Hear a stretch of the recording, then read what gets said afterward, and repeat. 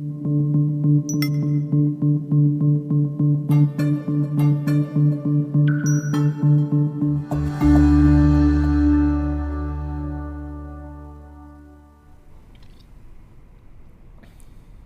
right, ladies and gentlemen, live from Dallas, Texas, Lincoln Center to be exact, you're about to meet the man that creates leverage, the one, the only, Matt Milia. You're going to learn how he can put leverage into your business using inside sales agents to blow up your sales. Next on Cliff's Notes.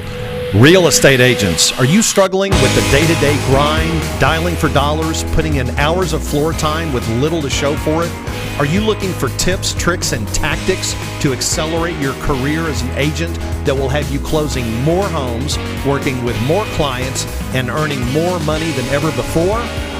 Hi, my name's Cliff Freeman, and I've spent the past 2 decades of my real estate career running one of the top brokerages in DFW and personally coaching over 1,000 high-performing real estate professionals across North America. I created this podcast to share the strategies and tactics you need to explode your real estate business. I guarantee it.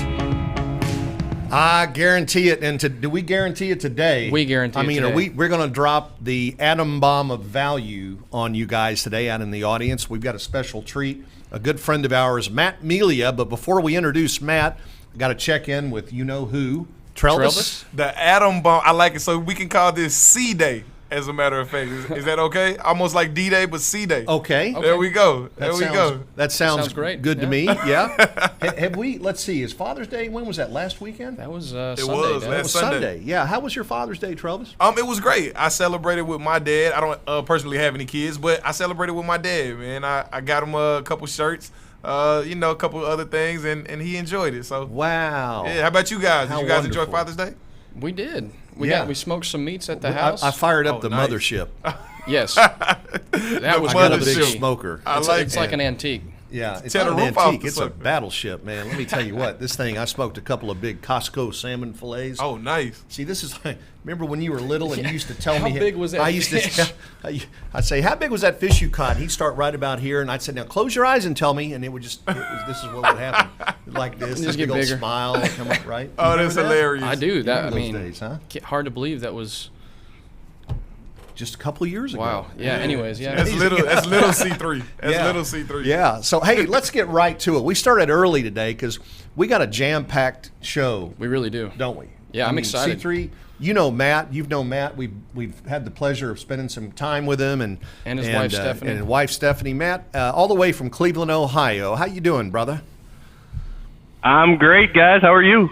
Man, it's good to see you. It's been a while. We were supposed to be together in Orlando not too long ago, and this little COVID thing kind of got in the way here. But it's good to reconnect with you. And I was actually on your show just a couple of weeks ago, I believe, and had a great time. You have a wonderful podcast yourself, and just let's give you a little plug here. If somebody wanted to catch up with you, what's the podcast that you have, Matt?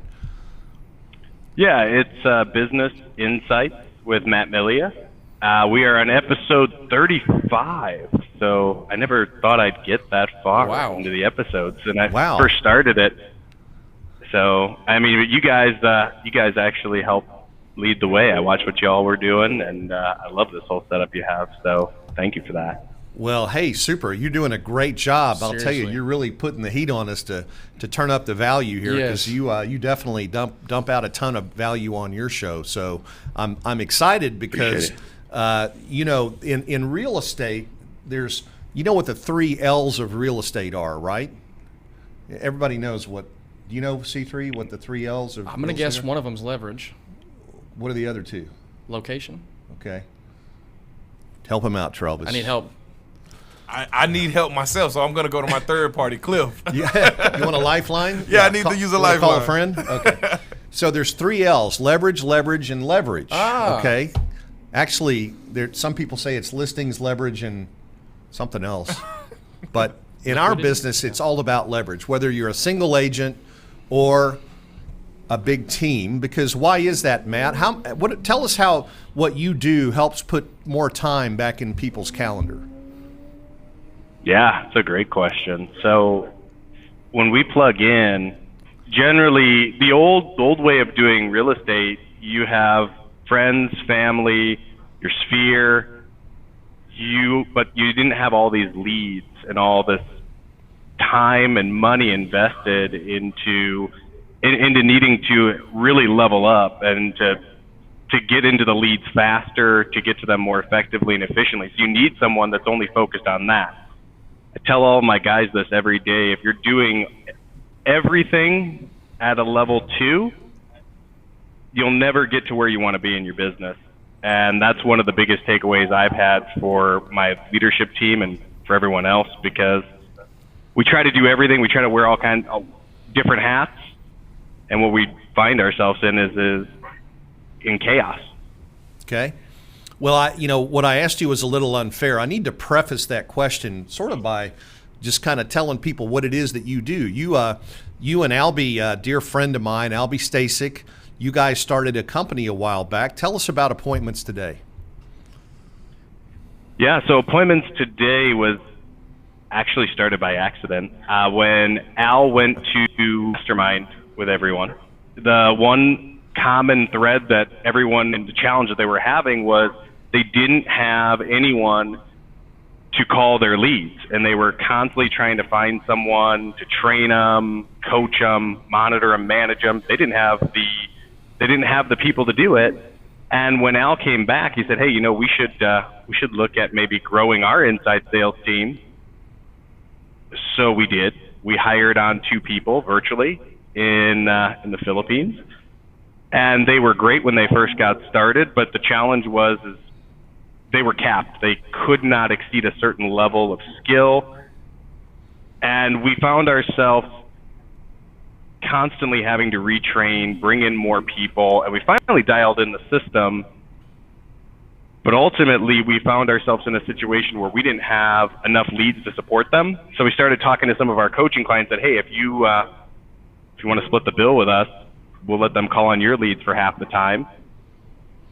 And Appointments Today was born from there, just from a major need of the industry, needing to get to the leads quickly and set appointments and help people leverage their time. That's such a refreshing thing, because I'm sure everybody listening today would agree that our business has been so product driven. People come up with a new mousetrap and try to sell it. And it's not born out of need. It's born out of somebody who's kind of smart, got a great idea, and they knew how realtors love to spend money on stuff they don't need or use, right? And I mean, we get bombarded with shiny objects and squirrels all the time. But what's different here is that you guys actually filled a need, and that's what's so important. All right, so you started out, you did it for yourself, then you started bringing in people. Tell us about the first year. What was it like getting a company launched, and how did you guys do it? What was your MO? What were you trying to do for folks? Yeah, it's a great question. Our vision was to be the number one go-to inside sales solution for everyone across the U.S. and even in Canada. And in a lot of cases, what we found was that people had heard of inside sales reps, but they didn't necessarily know how to leverage their time the most effectively. They didn't know how many leads they should have. They didn't know if they had enough coming in to support hiring an ISA. So our main goal was to simplify the process for them, take all the guesswork out, and just make it a repeatable, just a duplicatable system across the board. And we plugged into each individual's, at the time, we plugged into all of their CRMs, and we would call through everything. So we would learn whatever it was that they were using, we would learn it. Those were a couple lessons I've learned over time, to not go through someone else's CRM. But that's where we've helped them grow and leverage their time, because in most cases, these guys were doing the transaction work. They were the main point of contact for lenders, for their clients. And then in addition to that, they still had to prospect and go on listing appointments and keep their pipeline filled. And in some cases, maybe they're trying to recruit and grow their team as well. So we've wanted to help them compartmentalize everything that they do so that they could literally break it down into bite-sized pieces and just focus on 2 or 3 tasks and do that at a level 10. Because earlier when I was saying doing 10 different things at a level 2, just do 2 things at a level 10 and then delegate the rest off to someone that can focus solely on that. Right. So, and this gets, because we've been feeling the pain. I mean, we started a team last year and have been building out an ISA department. Yeah. And, the challenge is because you have scale, and if you lose an ISA, for example, that doesn't shut down half of your business, right? Because you guys have, you have a number of people that could jump in, fill in the spot, and so forth. But for the average agent who's looking at building an inside sales department, what are the challenges? I mean, I can tell you what they are for us, but what have you, when you've gone in and thrown that lifeline out to other agents with, helping them with their leads, what have you found that they've had the most trouble with when they've tried to do it on their own? It's an amazing question. That's definitely a question from someone who has worked on building this out. So, I mean, I definitely can see where when you're hiring someone in office and you're hiring someone on your own, it seems like it's an easier route to go because you can see them, you can talk to them, you can manage them. The challenge that most people have is just like you said, though, they're hiring one ISA and they're not looking for their next inside sales rep. You constantly have to be looking to groom that next person that's going to come in, whether they come in as a sales development representative or they come in as you promote them and they become a realtor themselves.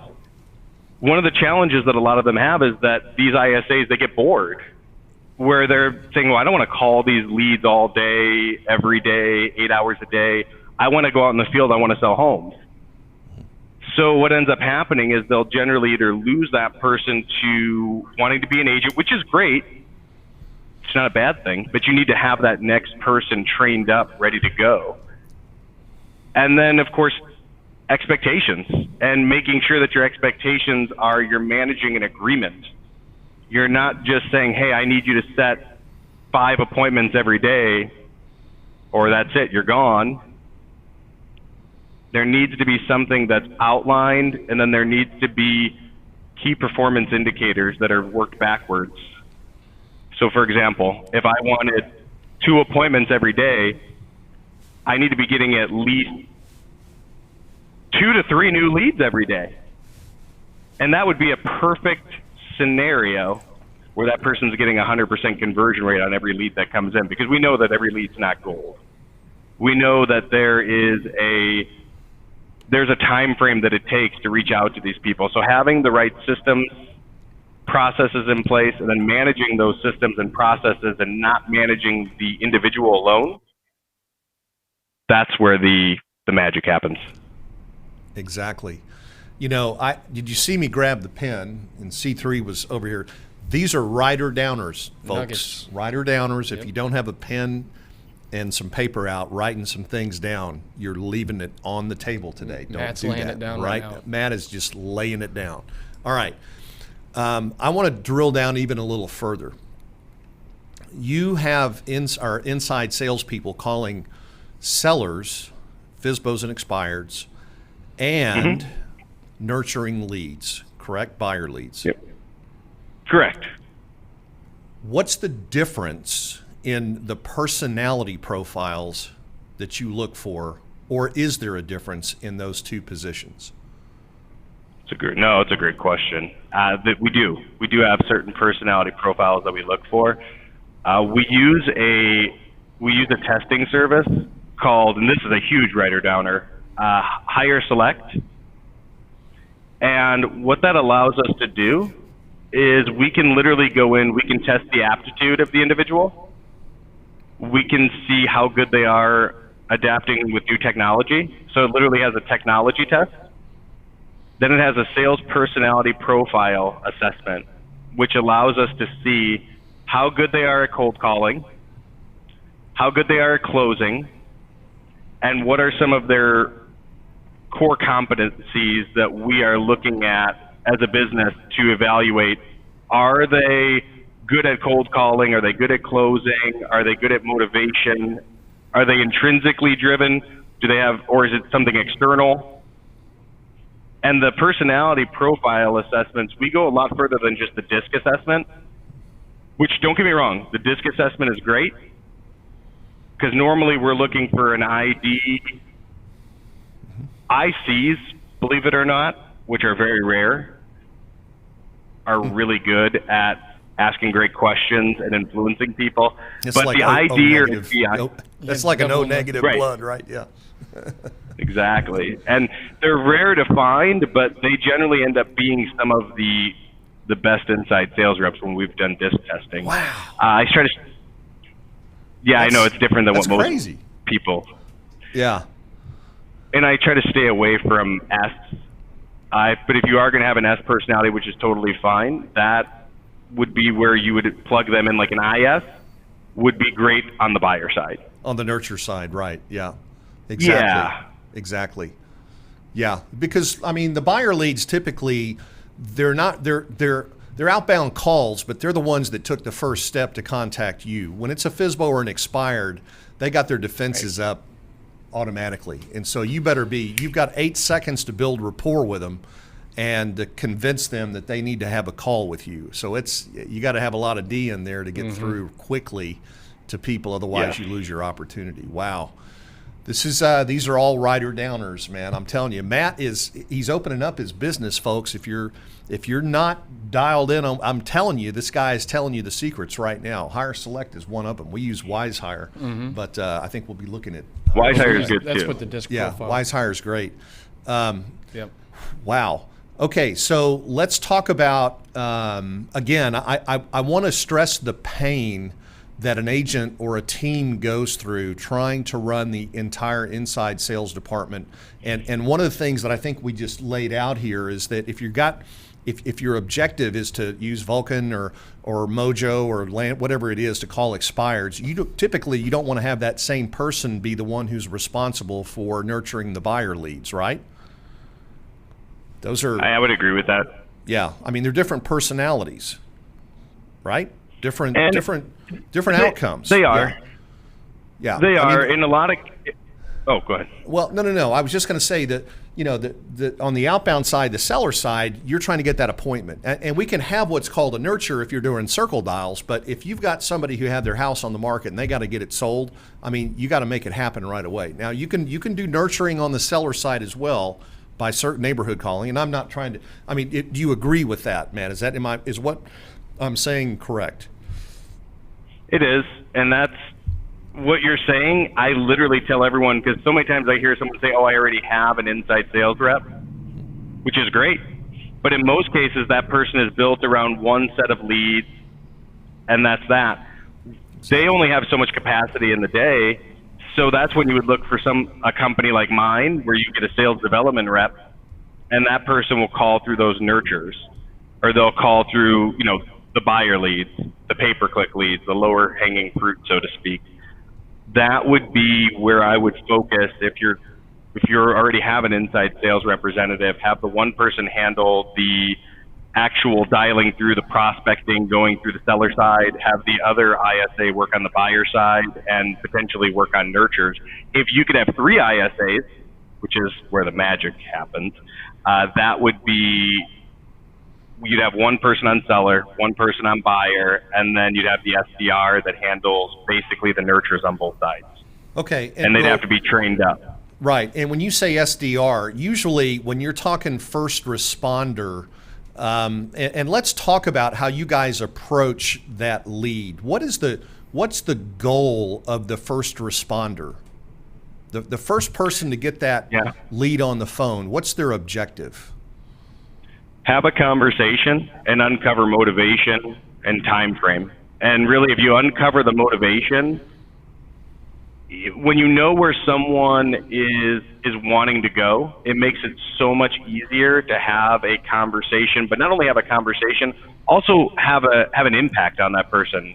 Have a meaningful conversation that moves them closer to that stage of either being a buyer or a seller, and then being able to uncover what their thought process is, which is where I believe a lot of agents miss out, and even inside sales reps, they will miss out on uncovering all those hidden objectives and that motivation. Because you get to the end of the call, and we'll go Jordan Belfort here. Jordan Belfort talks about looping. How can you loop if you don't know what's driving that person or motivating them to make a move?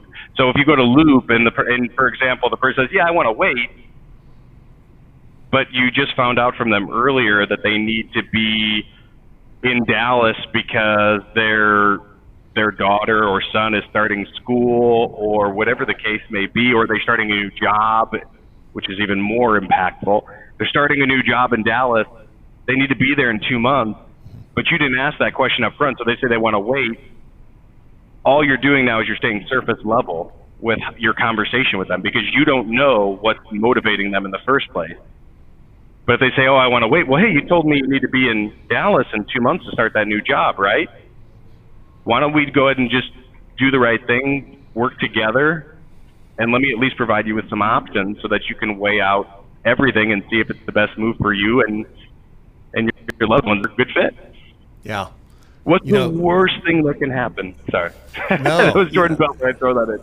Yeah, well, it's funny you mentioned Jordan Belfort. I don't think I shared this with you, but guess where C3 and I are going this weekend? Where? To L.A. I've got a mastermind with Jordan. There's going to be 6 of us with Jordan Belfort this weekend. And that's amazing. Yeah. So, and, we've used his straight line sales persuasion technique. Great tool. When you talk about it's kind of it's like NLP without calling it NLP, right? I mean, Belfort is a master of neuro-linguistic programming, and he teaches his system in a way that uses it, but he doesn't complicate it with the terms. And he really it's a wonderful thing, and it's obviously meant to be used for the right purposes, but this really gets deep into how you train somebody to be an excellent inside salesperson. So a lot of realtors that are trying to do this themselves, the first thing they do is they go on the internet and they scour the internet for scripts, and they come across the Ferry scripts and the whoever else scripts and these scripts and those scripts. What's the difference between somebody who's mastered the position and somebody who is script oriented and is not converting at the highest level? What does it take to get to mastery of the position? It's a great question. So I always use this analogy with when I go into training with our guys. If you're driving down the road, and we all know, follow, obey the traffic laws, do what you need to do, make sure you got your hands on the 10 and 2. But what happens if all of a sudden the road ends about a mile or so in front of you and you can see it's just off a cliff? Do you just keep driving and, I'm just supposed to stay at the 10 and 2, maintain this mile per hour? You're just going to go right off the cliff. So you have to know, when do I pivot? When do I make that move into approaching the conversation in a different way and having a different conversation and asking a different question, framing it a little bit differently? Where I believe where a lot of people struggle when they're training these inside sales reps is that a lot of times they don't make these calls themselves, or they have made the calls for maybe 20 hours over the course of the last 5 years, because they're expired and they don't like those calls, or they're FISBOs and they don't like those calls. So they're setting up an expectation based on something that might not be realistic, and it may not be reasonable. And then they're asking them, just go off of the script and then figure out how to handle the objections. So just like with real estate agents and even with inside sales reps, I feel like they need a coach. They need a role play partner. Someone that can help them level up and grow and get to that next level. And someone that's done it consistently and done it at the highest level. So we could talk a minute here about the 4 levels of learning, right? Yep. And really, to get to that mastery level, we all start out, if you're brand new in the business, you're You're unconsciously incompetent. You don't know what you don't know, just like a baby coming out of the womb. And then, just like a baby, you learn that if you cry, you get fed. So now you're becoming consciously incompetent, okay? And then you start to figure out, wow, okay, that worked. What can I try next? And then the next level is when you get to conscious competence, but it means that you have to think about it. And I liken being really good on the phone to learning a foreign language, okay? And at this stage, this is where I've taken Spanish for 3 years, and I still, when I hear somebody ask me a question in Spanish, my brain still translates it into English because I'm fluent in English, and then I figure out how to answer it in English, and I translate that back into Spanish and answer. Okay, that's when you're consciously competent. And on the phone, when you're an ISA or an inside salesperson, that's where you're having to think about every word that you're saying. Okay, and it's awkward, and it's not mastery. But mastery is when you're unconsciously competent and you get on the phone without even thinking about what you're doing, but you have an agenda, whether it's LP Mama or whether it's, whatever it is, motivation time frame. Do you have a house to sell? Tell me what your perfect house looks like. Are you working with an agent? If that's your agenda, you get into it, but it's conversation and question based, right? In fact, there's a great book, and at IBM, it's still the Bible. If you go into sales at IBM, Fries wrote the book. I believe it's Thomas Fries. I think, is that correct? David it's Fries? Called Question Based Selling. Yeah. Let me rewind, Matt, and let's talk about your operation. What books do you recommend, or do you have your inside sales agents read when they start with you? Yeah, so Go for No is a really good one. That's more of a behavioral based and a mindset based book, meaning you celebrate no, and you don't shut down when you hear that word. That is probably one of the biggest things that causes call reluctancy, and people are generally afraid of failure. So this Go for No helps you rewire the way that you're thinking, and it allows you to understand that you can celebrate the word no. Because when I was setting up a lot of appointments, that was how I was doing it. Because as humans, we decide yes is the positive word. That's the feedback loop that I want to get from the conversation that I'm having. So ultimately, I'm going to celebrate that I heard the word yes, and then I'm going to take the rest of the day and work on other things. Maybe I'm not going to prospect as much because I already got my win for the day. But if I say, okay, I need to get 10 people to tell me no in order for me to have a successful day, as you get through those levels of learning, you will quickly become unconsciously competent because you're having a ton of different conversations. You're being told no quite a bit. And the better you get, it used to be very difficult for me to go that long throughout the day and I was working on 15 no's, and then I had to drop it down to 10 no's because I was finding myself working, 13, 14-hour days as an ISA. That's a lot. Yeah. So that would be one of the first books I would look at. The next one is Never Split the Difference, which most people don't think about when you're talking about training and inside sales reps, but Chris Voss is amazing. Famous FBI negotiator. He talks about matching and mirroring. Yeah. So someone tells you something, you use the last 3 words of what they say, and you continuously unpack. It's a way for you to have a conversation without sounding salesy or gimmicky or cheesy, and they 100% are in alignment with you, and they don't even realize why they have such a unconscious rapport. And then, of course, using some of the Jordan Belfort techniques to, loop in the end and put it all together. Keep them on that straight line. Mm-hmm. Right. 100%. Yeah. And I tell my ISAs the number one thing is I say, don't go in with the intention of setting an appointment.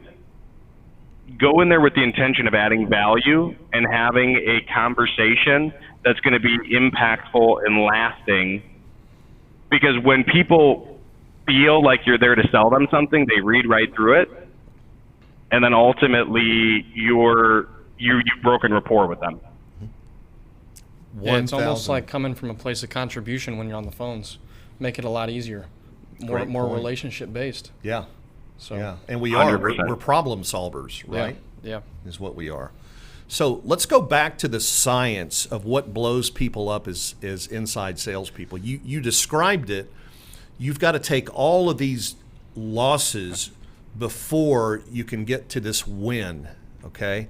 And so God created us with, you've heard of the fight or flight thing, right? Where, Yep.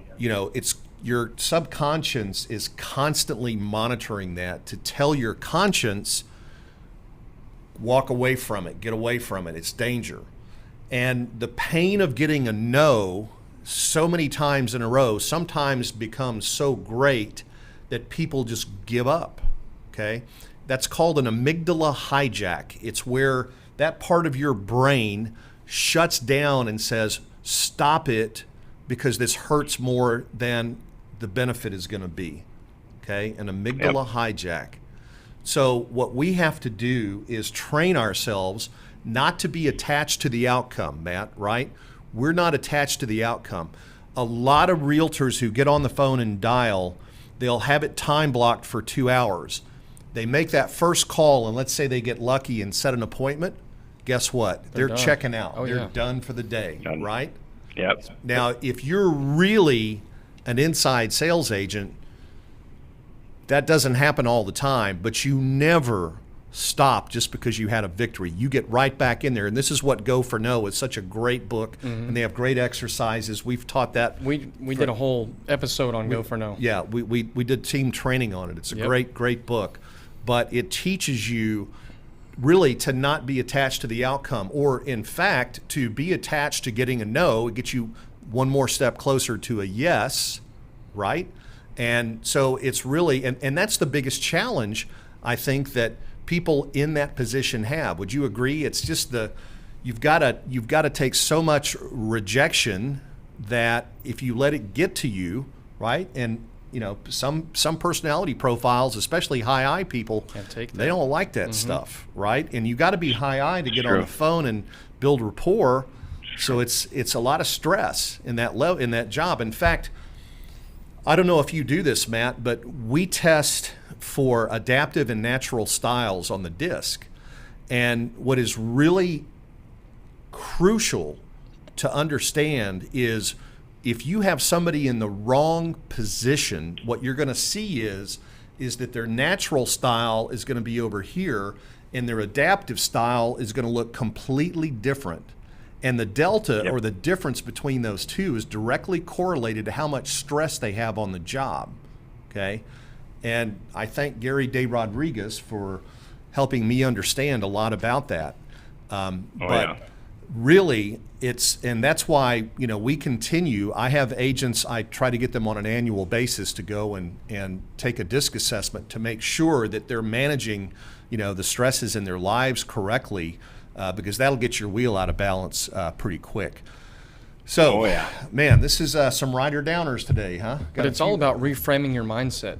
Yeah, it is. Especially in that. So let's talk about that. Yeah, Matt, what do you do? How do you get your ISAs prepared to get into their sprint, to get in and get on the phone? Do you have them in the morning? Is there any huddles? What does Tony Robbins do? He gets up on that trampoline, right? Yes. Before he goes out on stage, and he does his incantations and stuff. Do you guys have any rituals or things that you do prior to hitting the sprint? We do, and I want to go back to, because you had another question before about how do you get someone to go from good to great? Yeah. Okay. And then I'll talk about the rituals too, but the good to great is literally when you're at home, when you're with loved ones, when you're in the shower, when you're out on a walk, whatever it is that you're doing, you need to be thinking about how do I get better at my craft, and then practicing the way that you would present. I presented more scripts in my house in a lot of cases than I even have on the phone, and just talking with other people and testing and tweaking and seeing how does that flow, how does that go. So it's wanting to master your craft and being obsessed with it. and getting into a daily rhythm where you're open about it not maybe sounding perfect, but being willing to be courageous and get in there and have the right rituals and routines before you get on the phone, which is where your next question, which is, what do they do before they get on calls? We have a huddle every day. Generally, we have a morning huddle, and then we'll also have separate huddles with our sales coaches throughout the day, and we'll pull up a phone call, and then we'll listen to the call, and then we'll have them give us, hey, where do you feel like where do you think you did a good job? Where do you feel like you could have done a better job? And then, of course, as our sales guys, what they'll do, our coaches, they will literally go through, and they're not going to just feed them the answer. That's where a lot of people make that fundamental mistake. They'll feed the answer to the inside sales rep. Oh, this is where you should have said X. And then you could have gone here with it. What happens is they don't remember it because they're not coming up with the solution themselves. So we're going to continuously ask them questions. This is actually called the positive coach approach. We're going to continuously ask them questions to try to dig deeper and get them to come up with a solution. And then we're going to work on asking them questions to steer them towards the answer that goes in alignment with our scripting. It's almost like an inner self-realization, like an inner self-solution type kind of fix. I like the way that's done, Matt. Yeah. I had another question. So you talk about the morning huddle, you talk about kind of a huddle in the afternoon. What does the schedule look like for a typical ISA? I don't know how many you have at your office and whatnot, but what kind of schedules do you have your ISAs on? So if you're hiring them in-house, what I always recommend, if they're calling for sale by owners and expireds, I'd say, call your expireds first thing in the day, generally between 8 a.m. and 10 a.m. I mean, in some markets, call them at 7:30. Of course, that sort of goes against, some people don't like being called that early, but you'll be one of the first ones to call doing that. So, call early, call often, and work automation into the mix, which I know we haven't talked too much on, and that could be something totally else we can go through, but working the system from giving them sprints. So we do, like what we used to do was a 90-minute sprint where they are 100% focused. They're not on Facebook or social media. They're not in their email. They're just solely focused on the dialer and what they do within that 90 minutes. And then after that, we give them a 15 to 20-minute break where they can go in, whether they're finishing up making notes, which we have them generally do while they're on the call, so that keeps them as effective as possible. But they can go in, they can check on social media, check on, of course, a lot of messages come through social media, people that might want to buy or sell a home. But if we're just speaking specifically ISA, that's when they can go into their email. That's when they can, whatever other tasks they need to do, they can do that. And then we have another 90-minute sprint, within basically an hour. In that time, though, beforehand, they're answering people that called in. They're responding back to them or replying to them. They're replying to emails. And then, of course, give them that 15 to 20-minute break, do whatever they want to do in that time, and then jump back on a dialer. And we do that throughout the day. Ideally, 8 a.m. to 12 is going to be a good call block 1. 12 o'clock to 4, it's good for them to sort of disappear and do whatever they want, personal stuff, whatever, and then have them come back between 4 o'clock and 8 o'clock. It's hard to find somebody that usually is going to work it out into 2 different shifts like that, but that's usually how we would have them do it. Yeah, exactly. I mean, we've all seen the same studies on best times to call and all of that. Let's talk a little bit here about some of the common mistakes that realtors make. What do you have to say to the agent who's got to read every note, research every house before they pick up the phone and dial and talk to the seller? Yeah, it's I've seen that a lot where people, I call that analysis or paralysis by overanalysis. Yeah. So they're they're stopping themselves from getting to that next level because they're trying to read every little element of what's happened on the call. And ultimately, that person, in most cases that you spoke with, doesn't even remember what they told you. They're not going to necessarily remember what was said on the last interaction. So what I would say is call them, and if something's already happened with them, be open to letting them go. Be open to, oh, hey, no problem. You already met with our agent, or hey, no problem. You already told me this. I'll update our notes. I'll follow up with you in, if someone says a year, I generally follow up with them in 2 to 3 months, and just stay in front of them consistently and stay top of mind. Okay. Let me shift gears a little bit. Talk a little bit about USPs and what are the role of USPs, especially for seller calls with your ISAs. And for those of you who don't know what a USP is, it's a unique selling proposition or something that differentiates you. It could be guaranteed sale, could be a number of things. But how does that play into your work, Matt? Yeah, that's one of the core foundations of expired calling and FSBOs for that matter, because value unarticulated is value unappreciated. If you don't properly communicate that, it makes a huge difference in whether or not that person's going to want to meet or if they're going to go with someone else, because there's so many competitors in so many markets.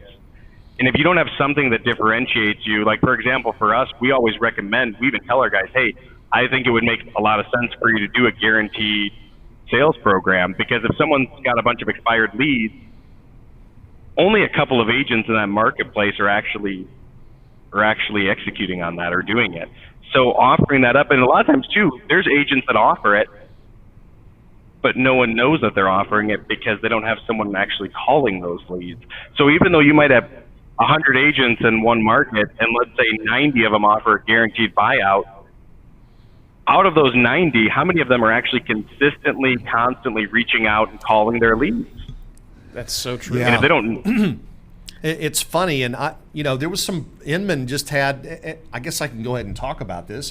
I don't want to disparage anybody, but one of our competitors recently just broke their relationship off with an iBuyer, and in the reasoning, they said they wanted to be able to offer more investors. Well, let's look at EXP. I mean, we've had express offers now for coming up on a year, and in some markets we've got 28 investors. I'm pointing this out because that instant buyout, it's not just people that are buying houses today, they're also institutions. If we could get you 4 or 5 offers that you could look at before you put your home back on the market, would that be helpful for you? Things like that. That's a good example of how to roll a USP into a call.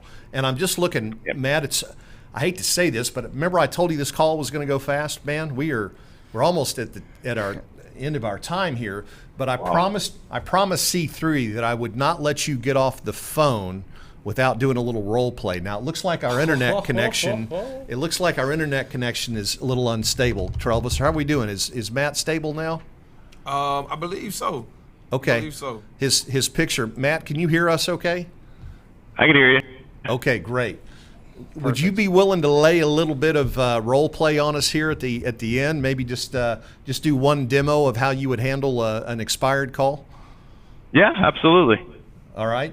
I'll take it. Go I'll ahead. be the seller. Yeah, that's okay. fine. Since you're the expert, I'll be the seller this time. We can switch seats if you want, but this time I'll be the seller. Okay, ready? Ring, ring, ring. Hello. Hi, Cliff. Yes. Hey, Cliff, this is Matt. I'm actually giving you a call with ABC Realty. Hey, I'm just touching base because I noticed your house came off the market, and I gotta say I'm absolutely shocked. Do you know why it didn't happen to sell? Matt, I've got a couple of different ideas, but we just decided we're just going to take it off the market for a while and let it recover from being on the market for 6 months without any offers. But I appreciate your call. You're going to let it recover? Yeah, man, I feel like we got beat up. We're going to recover too. I mean, we were extremely disappointed with the outcome here. So we're actually going to take it off the market for a while and contemplate selling it ourselves. Oh, you sell it yourself? Yeah. Okay. Well, you know, it sounds like you're frustrated right now.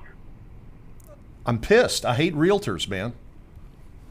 In fact, I don't even know why I'm talking to you on the phone, bro. You. Well, hey, I totally get it, and ultimately my goal is to help you get to where you, which is to help you get that house sold. And whether it's something I tell you that helps you, or of course point you in the right direction, my goal is just to literally give you some great advice and see if it would be something that makes sense for you and potentially your family. Is it just yourself making this move right now, or are you do you have other individuals involved? Do you have other family members?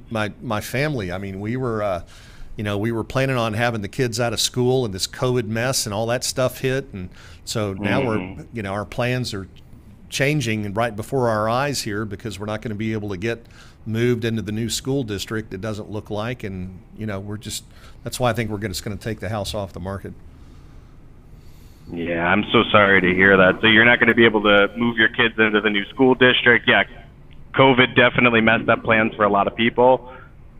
Yeah. Let me ask you this. I mean, looking at everything where you're at right now, and when you had the house up on the market, did you guys have a lot of showings? Did you get anybody looking at the house? Goose any egg, feedback? man. We had none. I mean, this realtor had open houses. Wow. I think he scared people off. Oh my goodness. I'm so sorry to hear that. So you didn't have any showings. You were trying to move to that new school district. Now, of course, you're kind of stuck. And yeah, I mean, of course, it sounds like you would do a really good job selling it by owner. I don't blame you for thinking that way. I knew we were in trouble when the realtor shipped the sign in the lockbox to me, and I had to put it on myself. Oh my gosh. Wow.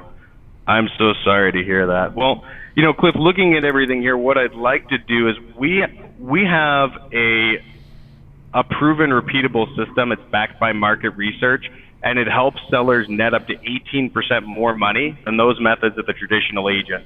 What I'd like to do is just come by real quick, 15, 20 minutes of your time, share the information with you. And is it just, I'm assuming, of course, I'd like to have you and your significant other there so that we can go through it together.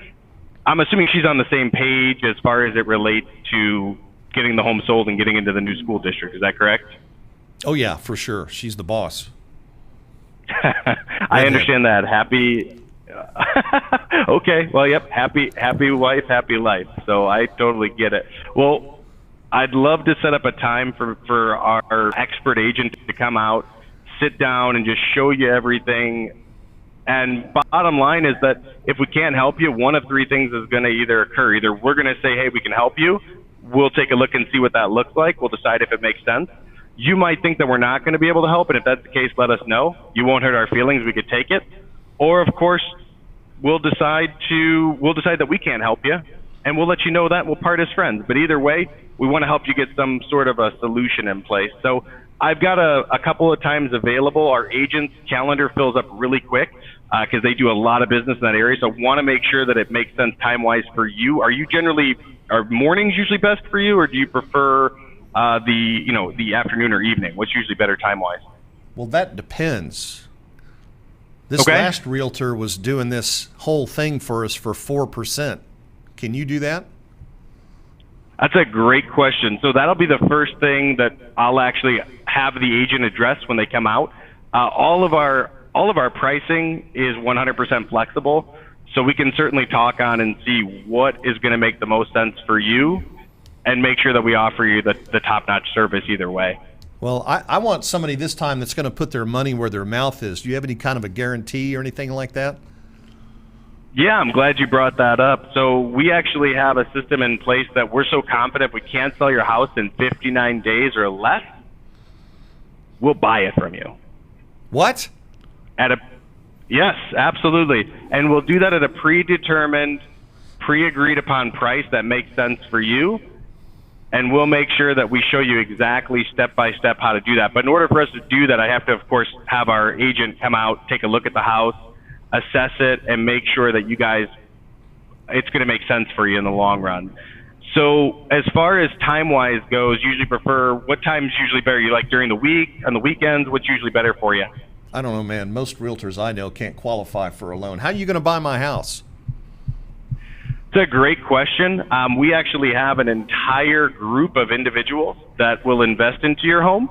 And of course, we have an entire network of lenders and investors that we're partnered up with. But we can certainly go more into that, and I'll actually let the agent know as soon as you guys meet. That'll be the first thing you'll talk about, so that he can actually show you how that works instead of me trying to tell you and explain it. So, I mean, yeah, as far as you know, your normal time with you and your significant other, are you guys usually around on the weekend, or what's best? Do you do open houses? It's a great question. So our marketing strategy, we can include open houses for you. We generally have a massive following online. We will actually run personalized ads for your home, and we have an entire center that is dedicated around the marketing of your house, answering calls, responding to messages, and of course, getting in front of them quickly and as often as possible. So as far as open houses go, that's something that we can certainly outline together once we sit down and talk about how we'd go about helping you market this. Can you throw in some Cowboys tickets? Well, I'll tell you, I mean, hey, I would love to do that. So I think you guys are going to have we're going to have a great team this year. Okay. Well, I'll be around working in the yard this Saturday afternoon if you want to come by. My wife will be in doing some book work. So we'll be happy to talk with you then, Matt. Okay, perfect. We will then, so I've got you Saturday. You think 2 o'clock would be better, around 4? What's best for you? Let's do 4. Be better. Yeah, 4? I'll be nice Okay. and sweaty for you. Perfect. All right, great. Well, we'll see you then at 4 o'clock on Saturday.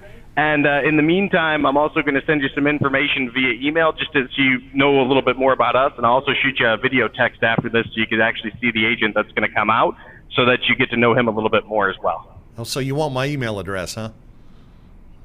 Yes. Okay. It's blah@blah.com.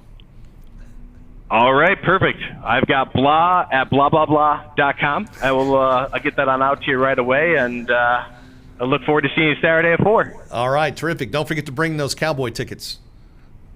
All right, Cliff. You got it. Great job. Hey, and you good notice job, Matt. I mean, he did everything right. He repeated back everything to me. He mirrored me in the beginning, and was able to lead me a little bit, kind of get the little humor into the. You're a tough cookie on the phone, man. Yeah, man, and he doesn't give up. So that's how you get appointments, and that's why you're the big dog in the ISA business, man. So right. Well done. Trelvis, you got any questions for Matt before we let him back on the phone here? I do not. Matt has a great customer service over the phone voice, man. He did a phenomenal job from my end of it. Yeah, he says that you have a he's Matt. Trelvis says you got a radio voice, man. Have you thought about getting a radio show? For sure. It's the way to go. There you go. I love it. Right on. All right, man. Hey, how exciting, Matt, to have you on the show today, and just a blast. Thanks for having me. Thank you so much. We got to do this again, and next time I'll change seats with you and get in the role play chair, and we'll flip it. But great to see you. Good luck in Cleveland. Hope you guys are doing well. We'll look forward to seeing you again. Trelvis, thank you so much. C3 co-host, brother, way to go, man. Crushed it today. And you in the audience, man, I hope you fill it up. You got your tank filled today, because there was value dropping. It was raining out of the clouds, as they say. So have a great weekend coming up here.